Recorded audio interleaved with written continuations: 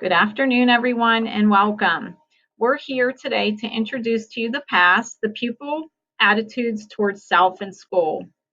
With the current ongoing pandemic of COVID-19, children are more likely to be experiencing a higher level of internalizing problems, meaning anxiety and depression.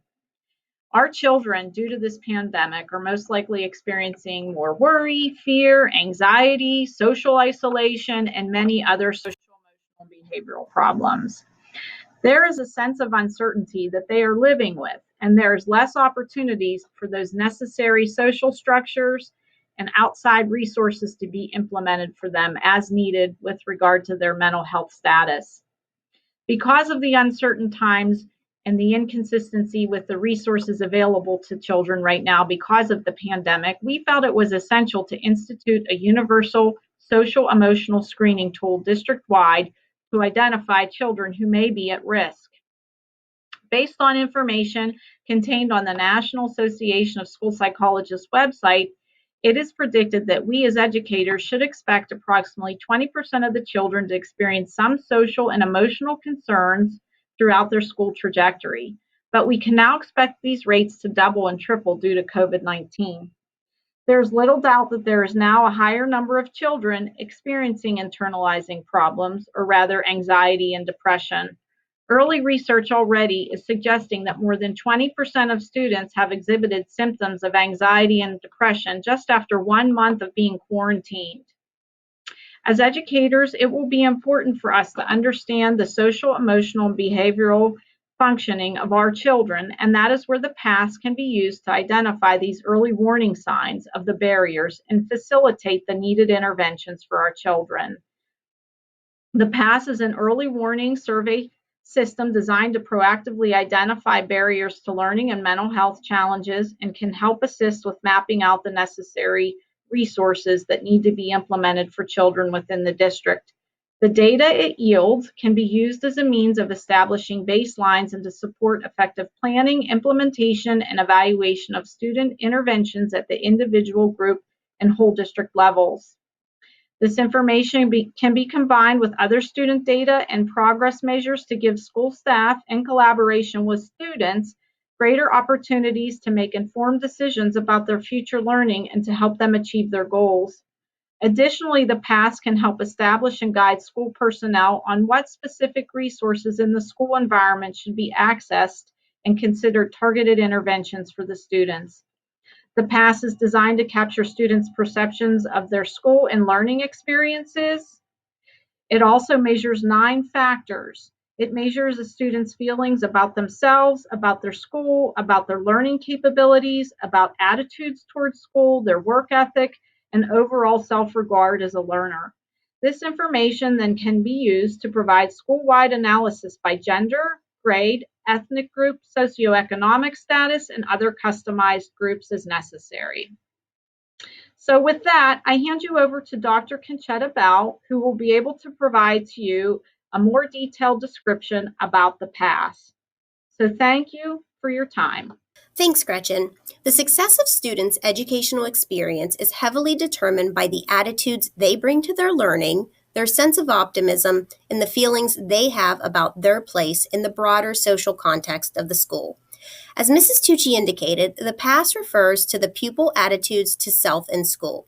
So what exactly is the PASS? The PASS is a powerful, multifactorial measure of students' attitudes to school, learning, and success.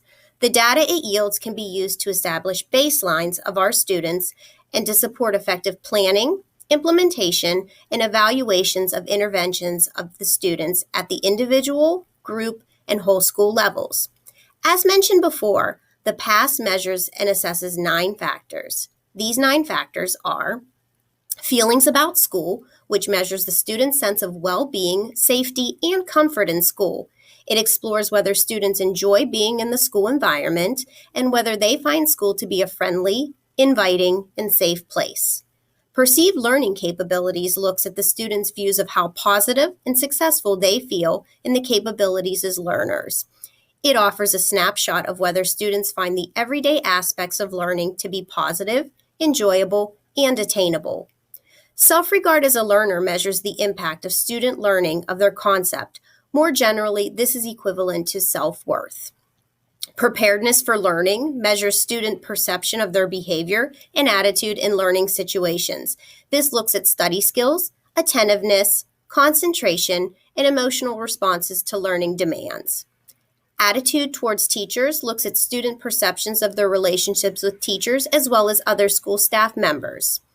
General work ethic measures the students' attitudes and responses to work in general, highlighting students' aspirations and motivations to succeed, while specifically examining whether students feel that school will help them personally to improve their lives now and in the future. Confidence in learning looks at students' confidence in approaching and dealing with learning, as well as perseverance when presented with challenges, and includes associated feelings such as high anxiety. It also assesses the student's growth mindset. Attitudes in attendance measures students' attitudes towards attendance at school. This measure enables educators to intercede much earlier with strategies to reduce the likelihood of chronic absence in the future.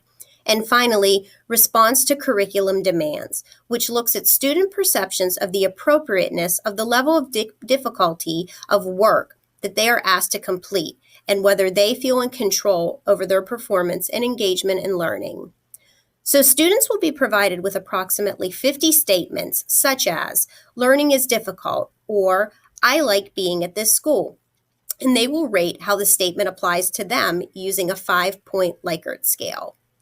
So now that you have a better understanding of what the PASS is and the 9 factors that the PASS will be measuring, Caitlin will be discussing why the PASS was selected as the universal screener here at South Fayette. Hi everyone, my name is Caitlin Luke. I'm the new school psychologist here at the South Fayette Township School District, and I'm going to be giving you some information about why we will be utilizing the PASS survey here at our school district. So with using the PASS survey, the benefits are extensive. So I'm going to go through some different examples of why the PASS survey is so beneficial for our school district and kind of give you some background information about what it can give in their results. The PASS survey helps establish the students' perceptions of our school and their learning experience. It helps teaching staff support senior leaders to challenge their own assumptions about the school and its students. It helps respond to improvement needs as identified by the students. In addition, it helps inform teaching and learning strategies and intervention programs to help raise standards of achievement and student well-being. It can help address challenging behavior, address attendance issues through the identification of underlying factors, as well as identifying those most at risk for dropping out. PASS survey can help support emotionally vulnerable students and those with possible mental health issues to ensure those students don't fall through the cracks.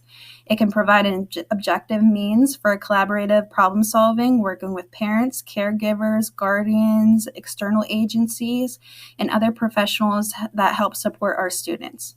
In addition, the PASS survey can provide information for the school's self-evaluation as a consultation with its students. It can provide evidence of students' perceptions of the school and their learning experience, as well as demonstrating the involvement of our students in the decisions affecting their education and the development of the school. And lastly, the PASS can provide evidence for the need for specific school developments, projects, or major changes in the school, such as moving to different school buildings as they progress through each grade. So that is a little snapshot of why we will be utilizing the PASS survey. And in the next section, Tanner Jones, the school social worker, will be giving you some information about who will interpret the PASS survey results and how we are going to utilize the students' data that we gather from these surveys. Thank you. Hello. So in terms of interpreting the test results for the survey, teachers will not be responsible for interpreting the test results of the survey. The results will be interpreted by the PASS team, which consists of Dr. Andler, myself, the school counselors, and school psychologists. Once the student cohorts have been completed, there are 3 levels of analysis. The first level is the whole cohort, which is the more global analysis. The second level is the more specific analysis, and that can be done by gender, grade, free and reduced lunch category, or other student groups.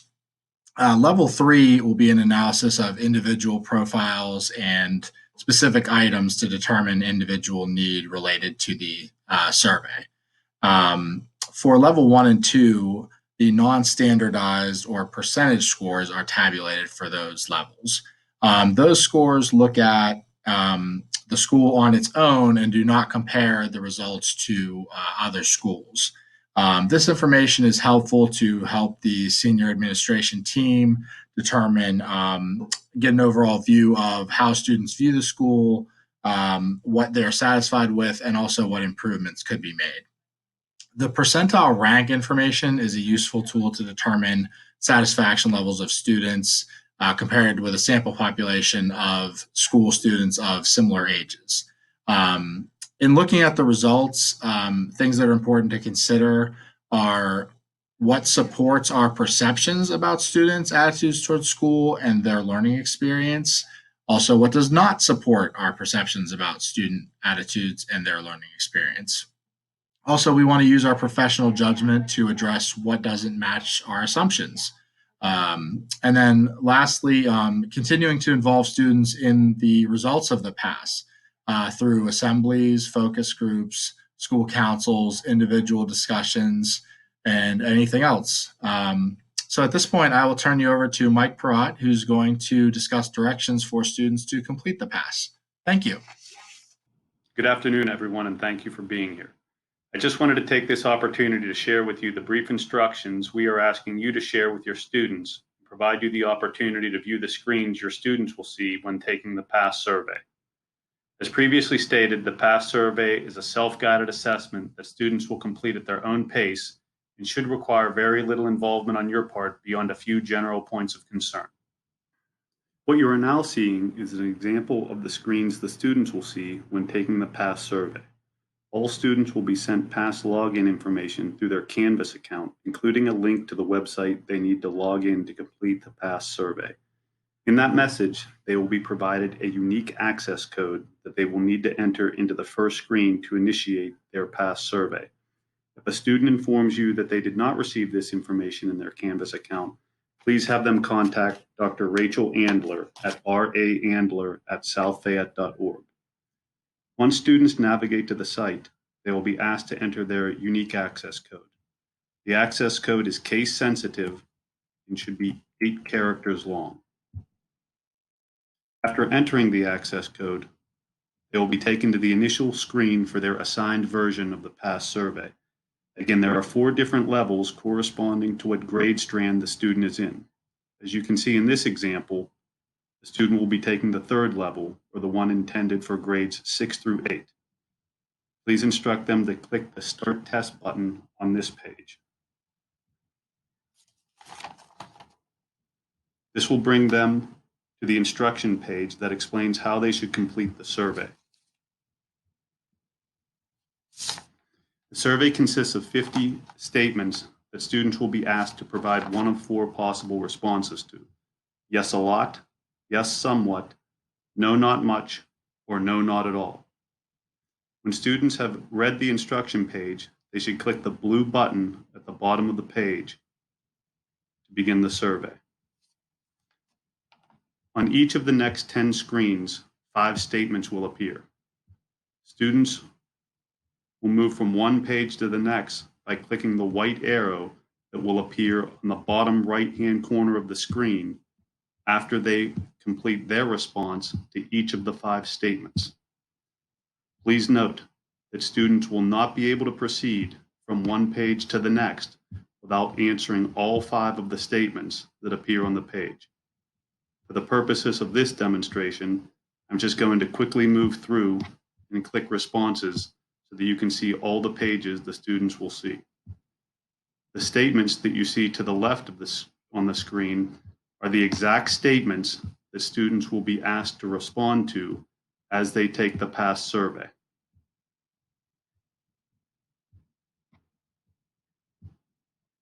Again, if any question or statement is left blank, the white arrow will not appear at the bottom right corner. After students have responded to all 50 statements, they must click the Submit button on the final screen to have their responses recorded and entered into the PASS system.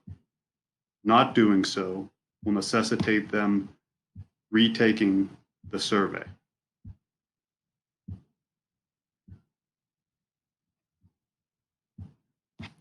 After the final screen in Statement 50, as you will see, the Submit button to enter their results will appear. It is this button that the students must click to enter their results. I would now like to hand it over to Dr. Andler, who will share some further information regarding student and employee services. Hi, everyone. I want to take a few minutes to wrap up today's session. While we have been working hard to address our students' social and emotional needs, I would be remiss if we as a district didn't take the opportunity to remind everyone about self-care for ourselves. It's very easy to get wrapped up in taking care of others that we forget about our own needs. So with that, be sure to take some time to unplug and recharge your own batteries. Unwind, get your body moving, and reset. Taking a few minutes daily to disconnect from the digital world is one of the ways we can achieve this. Also, last month, Vicki Adams had sent out a flyer regarding the Employee Assistance Program through our Lytle partners, compliments of RE6, which is our healthcare consortium. Through the EAP program, Lytle can provide mental health counseling, work-life resources, legal financial resources, medical advocacy, and life coaching, to name a few. Keep in mind it is private, confidential, and at no cost to you. Be sure to utilize the program if it can meet your needs. And with that, I know I can speak for the entire administrative team when I say thank you.